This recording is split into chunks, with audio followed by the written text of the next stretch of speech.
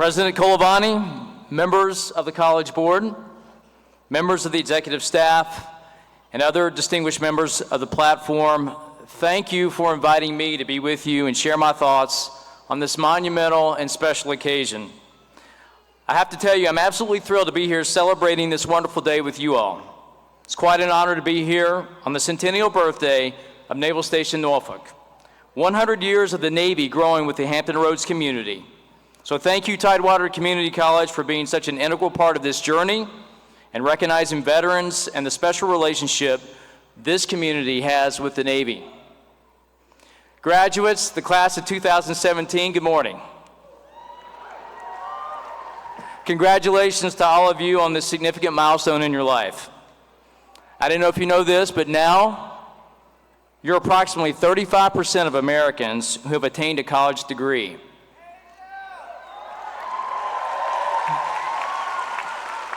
So already, your actions have set you apart from the masses of people in America. You should be extremely proud of yourself for accomplishing this distinctive achievement. I know and realize that you've put a great deal of time, effort, and sacrifice into earning your associate's degree. And I can assure you that every second of your hard work is going to pay huge dividends in the future. So family and friends of those graduating today, congratulations to you as well. I know many of you have loved ones who are achieving as a first for your family a college degree. Be assured that your support throughout the education journey made an enormous impact and difference in your graduate's life.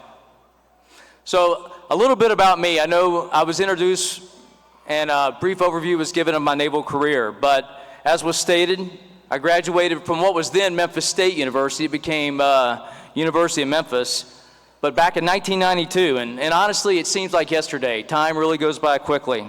But however, things have changed dramatically since 1992. You know, back in 1992, there were no iPhones, laptop computers, Wi-Fi, and most importantly, Starbucks. Right, all the things you need for education. You know, MTV and ESPN were emerging as premier networks on television. A favorite show of mine, Cheers, was in its prime. One of the most popular songs of the day was Achy-Breaky Heart by Billy Ray Cyrus. You guys might not know Billy Ray Cyrus, but I guarantee you he's the daughter of Miley Cyrus. You know who that is from your childhood.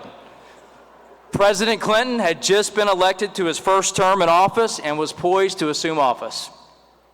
So that was the day, that was the age. And upon graduation from Memphis, I had big plans for myself, and my main focus was to succeed in the Navy. So now, almost 25 years later, 17 moves, I find myself at graduation again, now as your guest speaker. I can tell you that in 1992, I certainly didn't envision myself as being a guest speaker at any commencement, much less being with you here at Tidewater, so I'm very honored to be here. So as I reflect back on my own personal journey, there are many lessons that enabled me to achieve success over the years and throughout my career. So I share this life advice with my sailors. Sometimes it's hard advice for them to hear, but I can tell you I share it with my very own children as well. So if you will, indulge me. Number one, take responsibility for yourself, first and foremost. I believe there's two kinds of people in America: those who take responsibility for their lives and those who live life as a victim, always pointing to someone else or some other circumstance as an excuse. So I realize that many of you came from very challenging circumstances and have had to overcome significant hardships to be here today. So I don't discount any of that. But these circumstances do not and should not determine any future success. My point here is that your success will depend on you alone. It's not the government, it's not socioeconomic status, it's not race, gender, your religion, or anything else that will determine or detract from your success. Never allow society or anyone else to impose limits on you on what you can achieve. My point here is you own it. The sooner you own it, the sooner you take responsibility, the better. I say if you want it, go get it. Do whatever it takes to achieve your goals. When you take responsibility and you assume control, you chart your own path, it's absolutely liberating. Let me assure you that if I can do it, a rural kid who grew up in the country in Tennessee, you can too. You're much more equipped, I would submit, than I was at your stage in life.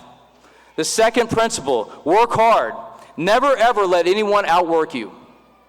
Good things come to those who work harder than others. Great things come to those who do whatever it takes all the time. It's a mindset. I've worked with many different types of people throughout my career, and without exception, those who work the hardest and most diligent always get ahead.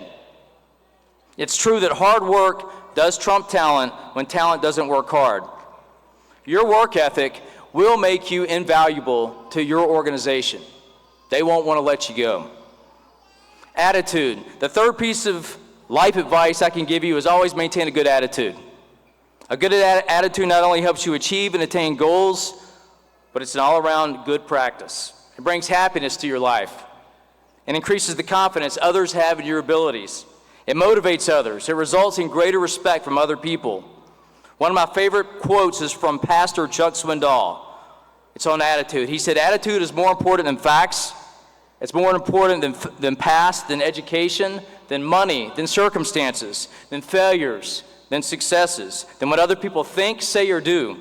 It's more important than appearance, ability, or skill. It'll make or break a business, a home, a friendship, or organization.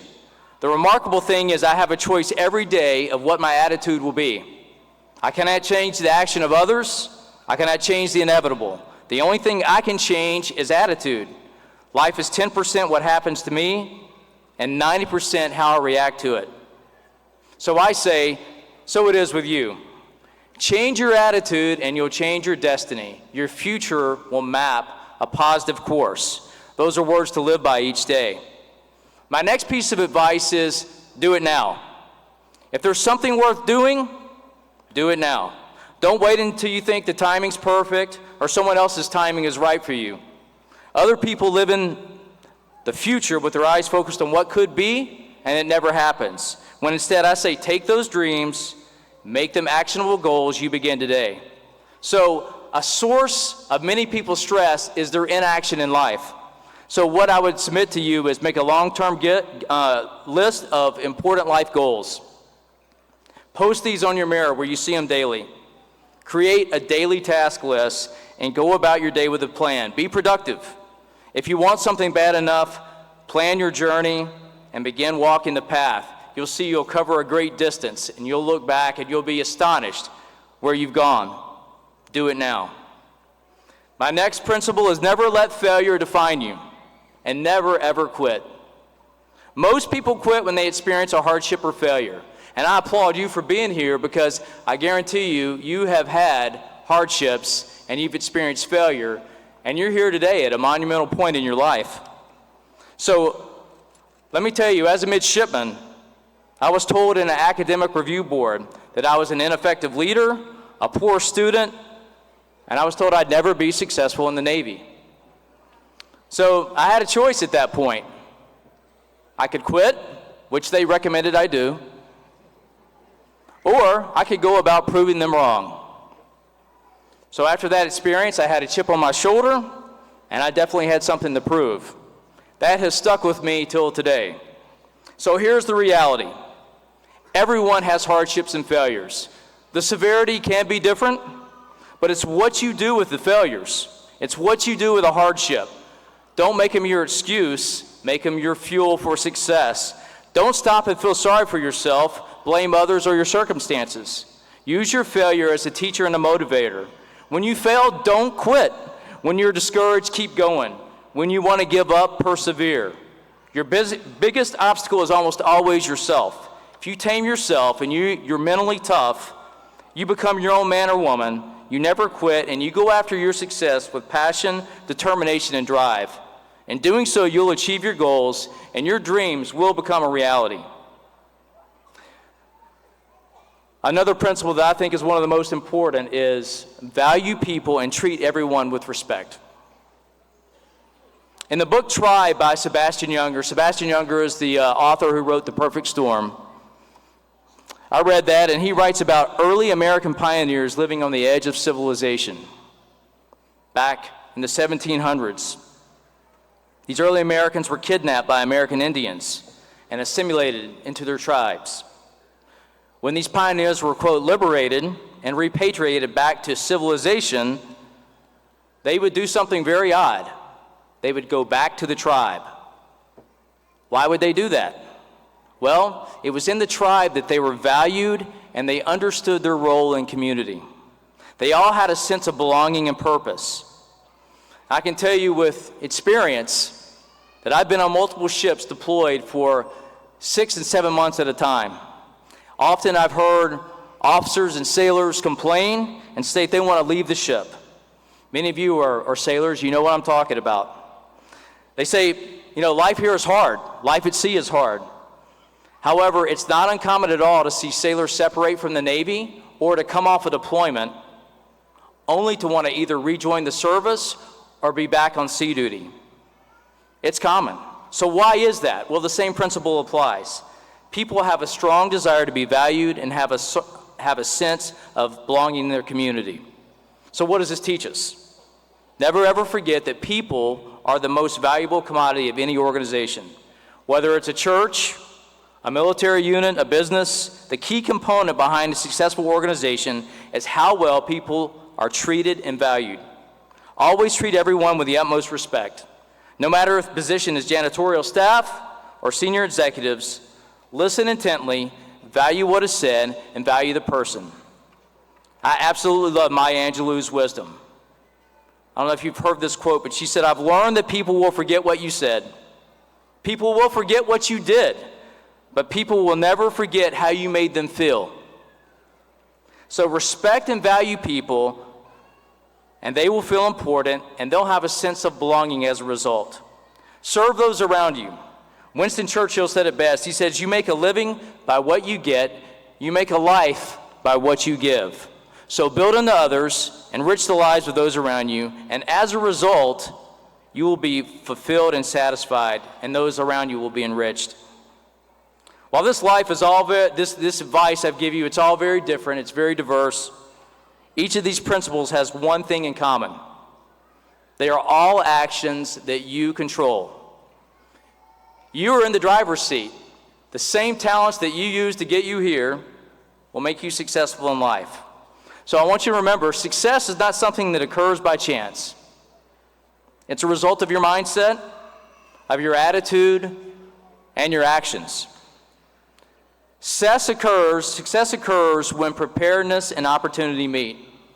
So thanks to Tidewater Community College, you're prepared. So I encourage you, seek out opportunity and make it happen. Enjoy your journey and make the most out of life. This is your moment. This is your day. This is your life. So make it count. Carpe diem, and God bless you all. Thank you very much.